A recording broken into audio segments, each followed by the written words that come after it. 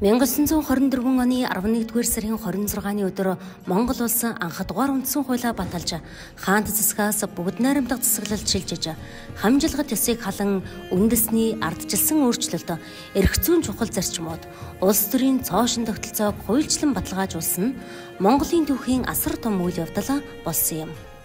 Анхдугаар үндсэн хууль батлагдсан нийгмийн эдийн засгийн олон ололтыг манай улсад бий болгон батжуулсан төдийгүй Монголын газар шороо, хөрсөнд орох баялаг, ой мото, ан амтан зэргийг ард түмний өмчгөж зарлаж байжээ.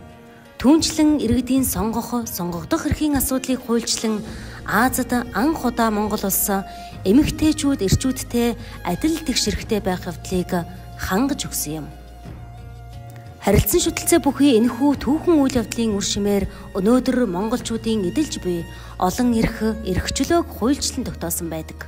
Тухайлбал бүхний тэрэм бичиг үсэг суралцах, эрхтэй, эмэгтэй хүмүүс адил тэгш эрхтэй байх, шашин шүтлэг болон хэвлэн нийтлэг эрхчлөөний суурь чухам энэ цаг үеэс л тавигджээ. Иймд он цагийн урсгалд баларч гээгдэхийн аргагүй түүхэн үйл явдал бол 1924 оны 11-р сарын 26-ны энэ өдөр тохиож Монголын түүхэнд бичигдэж үлдсэн юм.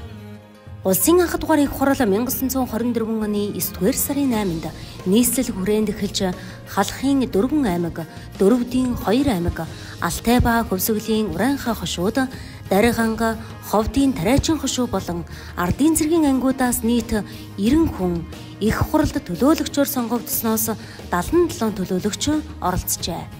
Анх дугаар их хурлаар олон чухал асуудлыг хэлэлцэн шийдвэрлэсний дотор анх дугаар үндсэн хуулийг 1924 оны 11-р сарын 26-ны өдөр санал нэгтээ баталжээ. Хуудас бүр дээр нь ардын эрхэд Монгол улсын хурлын тамга гэсэн дөрвөлжин тамга дарсан Монгол улсын анх дугаар үндсэн хуулийн 18 хуудас их бичиг, тус үндсэн хуулийн зүйл заалтыг тайлбарласан 72 хуудас тайлбарсалтын хамт эдүүгээ архивын ерөнхий газрын сан хөмрөгт хадгалагдж байна. Анх дугаар үндсэн хуулийн их бичгийн сүүлийн хуудаст Монгол улсын 14-р оны 10-р сарын 30 бөгөөд аргын улирлын 11-р сарын 26-ны өдрийн үдийн хойд 4 цаг 17 минутанд энэхүү үндсэн хуулийг улсын анх дугаар их хурлын 14-р тогтоолын 1-р зүйлд батлав. Хурлын дарга Жадамб, Дэд дарга Бадрах, нарийн бичгийн дарга Гэлэгсэнг дугур жанцсан хэмээжээ. Монгол улсын анхны үндсэн хууль 6 бүлэг 50 зүйлтэй. Анхны үндсэн хуулийн 1-р зүйлд бүх Монгол улсыг үүнээс хойш бүгд найрамдах бүрэн эрхтэй ард улс хэмээж, улсын дээд эрхийг жинхэнэ ардад эдлүүлэн, улсын альва хэргийг улсын их хурал ба мөн хуулиар сонгогдсон засгийн газраас гүйцэтгэн шийдвэрлүүлэх явдлыг нийтээр сүслэн дагуул зохино хэмээжээ. Энэ нь тухайн цагт хоёр их гүрний дунд оршиж байсан жижиг буурай Монгол орны хувьд өөрийн тусгаар тогтнолоо олох маш том алхам байв.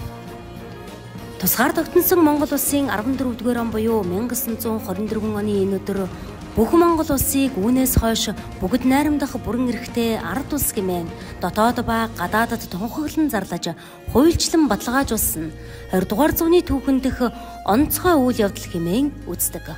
Тиймээс хоёр их гүрний дунд оршин тогтнодог Монгол улсыг тусгаар тогтносон улс болоход томоохон хувь нэмэр оруулсан анхны үндсэн хуулиа баталж бүгд найрамдах улсаа тунхагласан энэ өдрийг Монголын ард түмэн бүх нийтээрээ тэмдэглэж ирсэн уламжлалтай.